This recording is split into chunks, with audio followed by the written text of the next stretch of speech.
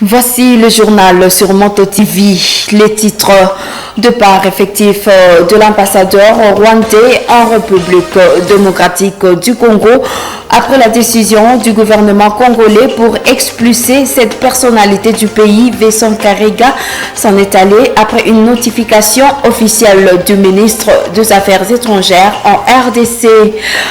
Le Parlement d'enfants Butembo Lubero interpelle le parent par rapport à la garde des enfants pendant la période du ramassage de sauterelles. Ce structure rappelle aux parents que la situation sécuritaire de la ville et environ n'est pas bonne, surtout avec l'installation des engins explosifs.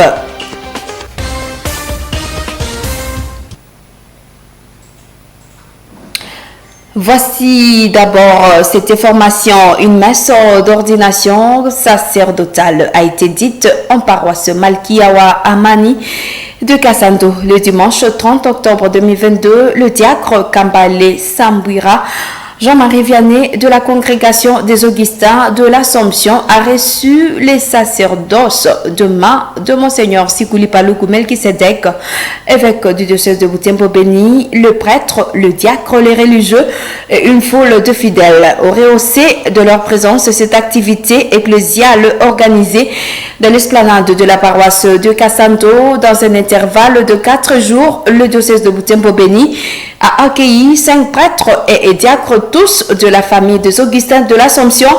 La récente cérémonie d'ordination sacerdotale est celle vécue le jeudi dernier en paroisse Marie-Immaculée, Conception de Kyondo.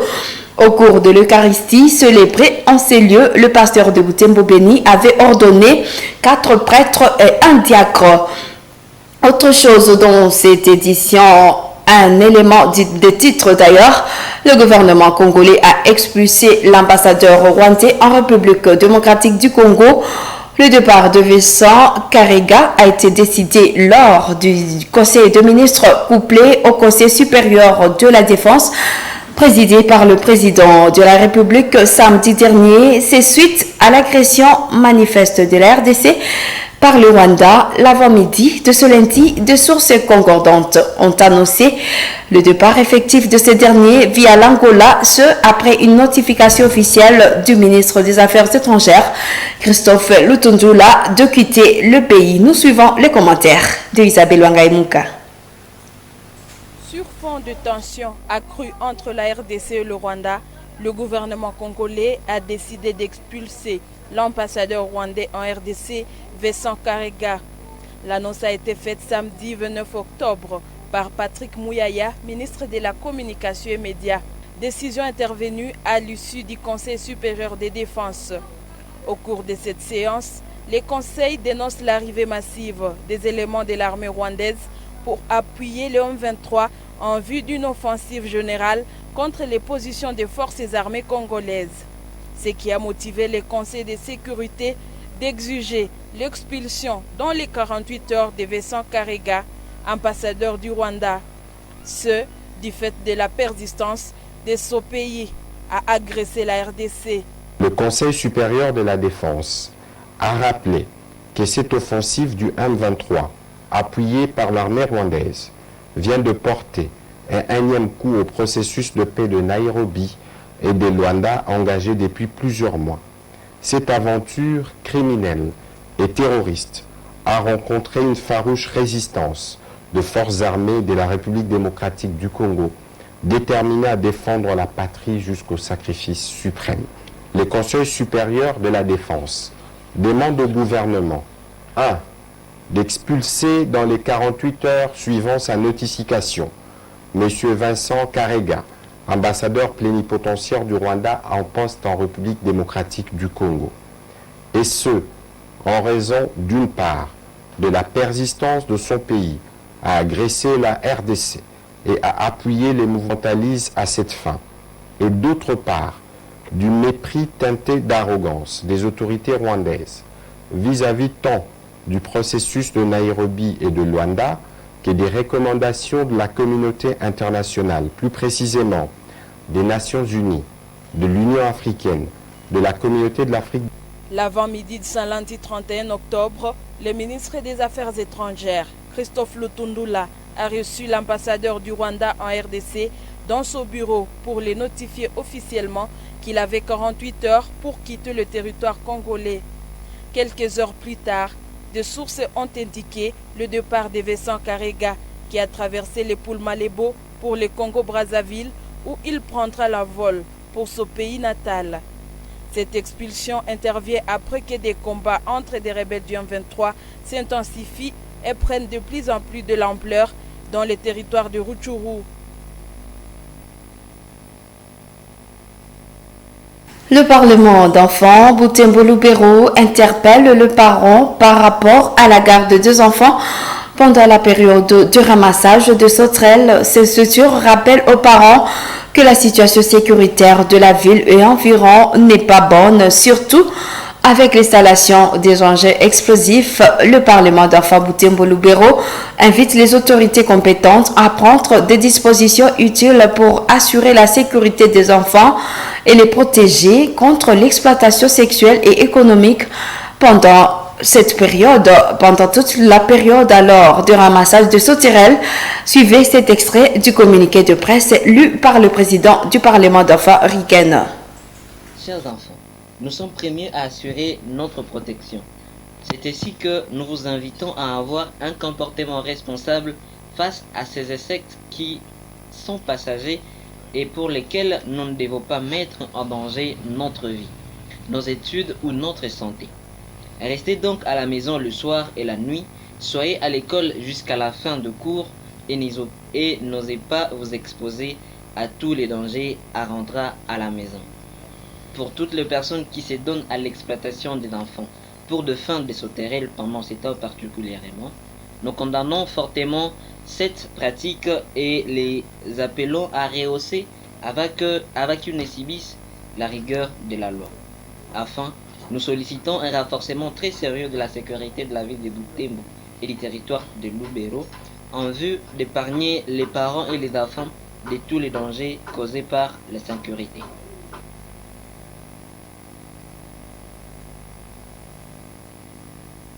La société civile coordination urbaine de Butembo annonce une journée de méditation ce mardi 1er novembre 2022. C'est suite à la situation sécuritaire qui sévit à l'est du pays. La société civile coordination du Nord Kivu lance une série d'actions sur toute l'étendue de la province à partir de ce lundi 31 octobre. Elle appelle la population à obéir au mot d'ordre de la coordination tout en restant vigilant par rapport à tout cas suspect.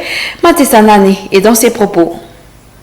Concerne la situation sécuritaire qui prévaut dans la province du Nord Kivu.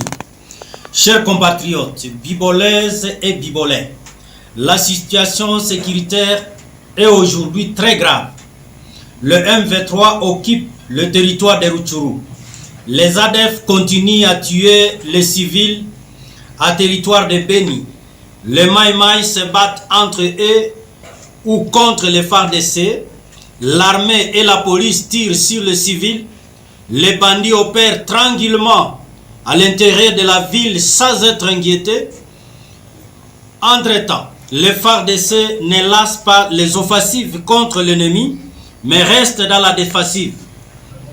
Voilà pourquoi la coordination provinciale de la société civile du Nord Kivu a lancé une série d'actions sur toute l'étendue de la province pour ainsi demander à la population de dire non à ce plat diabolique.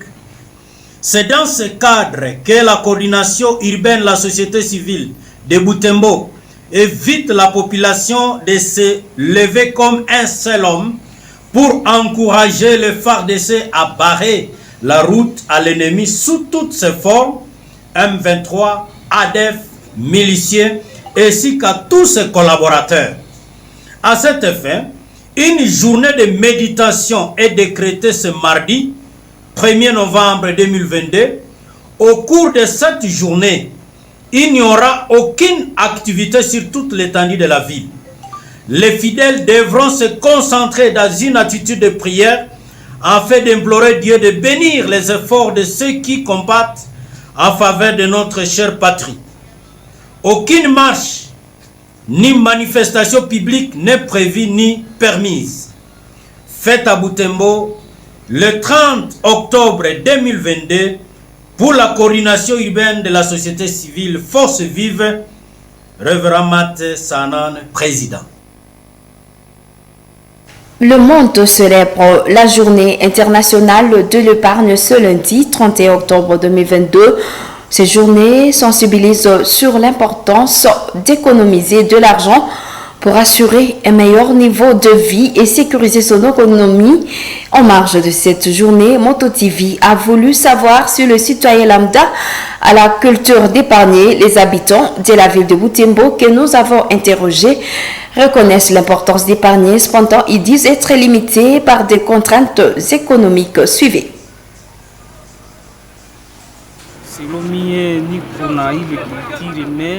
Personnellement, j'ai fort besoin d'épargner. Malheureusement, je suis bloqué quelque part, faute de moyens financiers.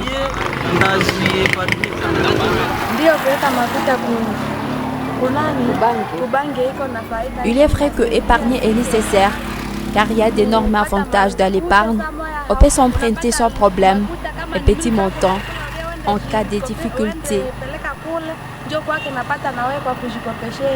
J'ai l'habitude d'épargner parce que ça aide à avoir beaucoup d'argent. Genre trouver de l'argent pour accomplir des choses à venir. Épargner, c'est semblable à garder de la semence dans sa propre maison. À l'heure de planter, il faudrait planter pour récolter plus tard. Si on désire payer les minérales, on le fera sans hésiter. Si quelqu'un est malade, on paiera le soin médicaux immédiatement. Moi, j'épargne toujours mon argent parce que je sais que si l'argent n'est pas gardé quelque part, on l'utilise comme ça et ça c'est volatilise. Moi, j'ai la culture d'épargner et ça m'aide aussi à évaluer ce que j'ai fait comme entrée par mois, par semaine et par an. L'argent épargné peut m'aider à réaliser des grandes réalisations. Mais ce que je garde à main, ça peut se volatiliser, je peux les perdre, on peut me les voler, tout ça. Alors il faut toujours avoir la culture d'épargner. Normalement, on a besoin d'épargner. J'ai fort envie d'épargner. Malheureusement, je ne connais pas les procédures pour y accéder.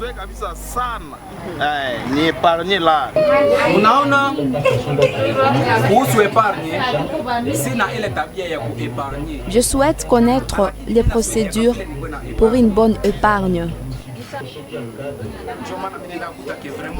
Je n'ai pas l'habitude d'épargner. Toutefois, j'ai d'énormes besoins auxquels je dois répondre.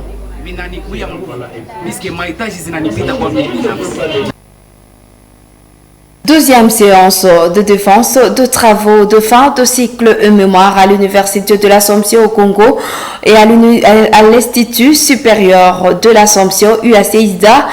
Les activités se sont déroulées ce lundi 31 octobre 2022 au site Mirador. Au total, 14 étudiants ont défendu le résultat de leurs recherches scientifiques. Parmi eux, 5 étudiants du département de sciences de l'information et de la communication, 7 des sciences et techniques de développement, un seul de la psychologie et un autre de l'informatique de gestion. Nous suivons ce reportage de Gérard Mourefou. Nous retrouvons à l'Université de l'Assomption au Congo IANC à ce site du Mirador. C'est à ces lieux où se sont déroulées les activités de défense des travaux des faits des cycles et mémoire. Déjà à 9h moins le quart, les membres du jury prennent place. Les heureux du jour présentent tour à tour les résultats de leurs recherches. Monsieur le Président du jury, honorables membres du jury, chers parents, distingués invités à vos qualités et titres respectifs, chers camarades étudiants et étudiantes prochains. Lékou Martin, cet étudiant du département de communication des organisations, a mené ses recherches sur les perceptions des fidèles sur quelques messages de l'Église catholique relatifs à la paix à l'est de la RDC. Cet embêtant de LDCIC a montré que Depuis l'alternance dite historique à la tête du pays, l'Église catholique joue un rôle de médiation et de mobilisation à travers ce message qui dénonce l'insécurité et la faiblesse du gouvernement. Le deuxième constat, c'est par rapport à la pluralité des messages de l'Église sur la paix à l'est de la RDC. Le contexte coïncide avec l'ampleur qui prend l'insécurité à l'est.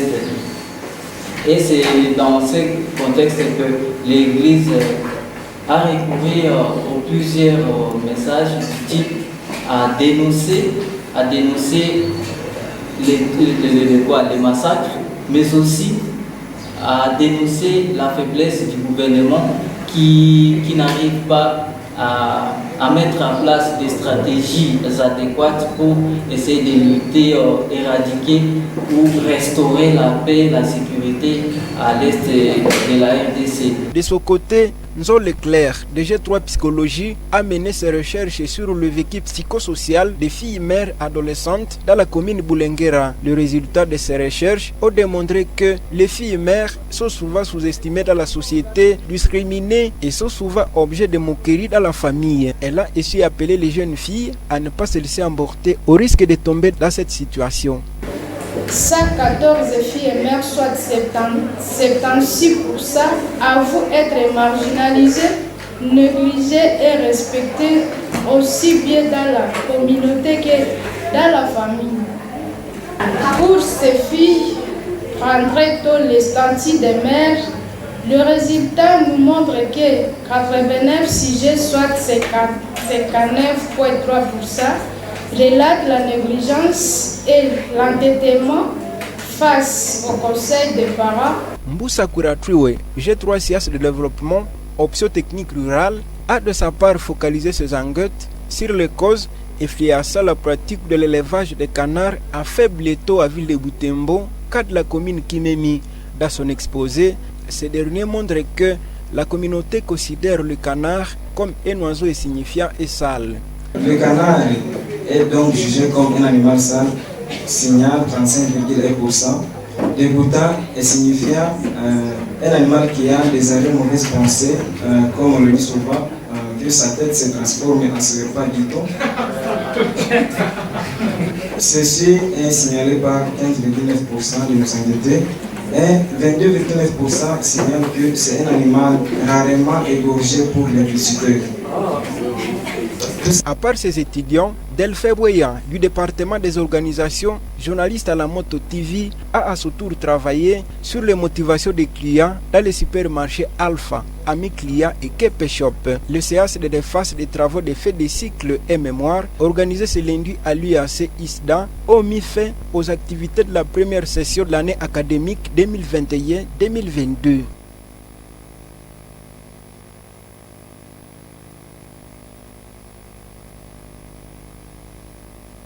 En marge du 8e anniversaire du massacre de civils dans la région de Béni, en ce mois d'octobre, la Difégou s'est joint aux chrétiens de la paroisse Cyril d'Alexandrie. Ce dimanche 30 octobre, nous suivons le reportage de Nadège.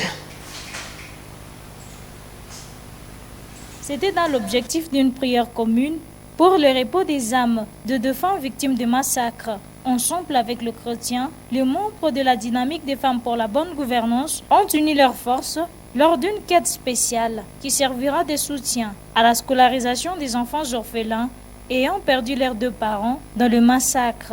L'occasion a été propice pour Madame Rose Kambutombéane, coordonnatrice de cette plateforme, d'inviter toute la communauté de venir soulager la souffrance de ces enfants orphelins de massacres. Ces enfants-là restent sans assistance aucune et les uns ont tendance à abandonner les études, les autres sont tolérés par le préfet et continuent les études. Et toutefois, les préfets ont toujours alerté, appelé la difficulté d'intervenir toujours parce que ces enfants n'ont ni père ni mère et même des frères et sœurs pour certains. Et nous sommes venus ici pour demander aux fidèles de cette paroisse de se joindre à nous, de se joindre à la dynamique des femmes pour la bonne gouvernance. Nous en appelons à d'autres personnes à cette même générosité, la DIFEBU a son siège ici en ville de Butembo et ses portes et ses bureaux sont sur l'avenue du Sang, c'est situé sur l'avenue du Sang numéro 40. Les gens peuvent souscrire. Nous avons des numéros que nous avons mis à l'occasion du public. Nous sommes en train de les publier sur les réseaux sociaux. Aussi, les gens peuvent se présenter au bureau.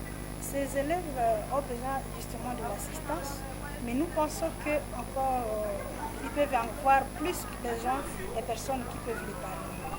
C'est-à-dire, nous en appelons à la population chrétienne et même musulmans, en fait à la population en général, de pouvoir souscrire pour parrainer un de ces enfants. Ici, de rappeler que c'est depuis l'année 2020 que la dynamique des femmes pour la bonne gouvernance avait lancé pour la première fois la campagne de soutien aux enfants orphelins de massacres dans la région de Beni.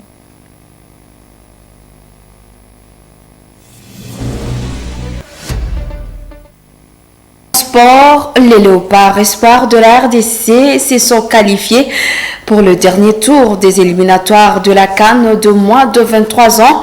Après report pour des raisons techniques liées notamment au crash raté le samedi, les Congolais qui ont foulé la terre algérienne le dimanche 30 octobre ont enfin empoché le ticket gagnant malgré la défaite 3-1 face à l'Algérie. Je le talis. Détail. Les Léopards sont très vite menés avant la pause par 2 buts après les coups d'envoi de ce match retour.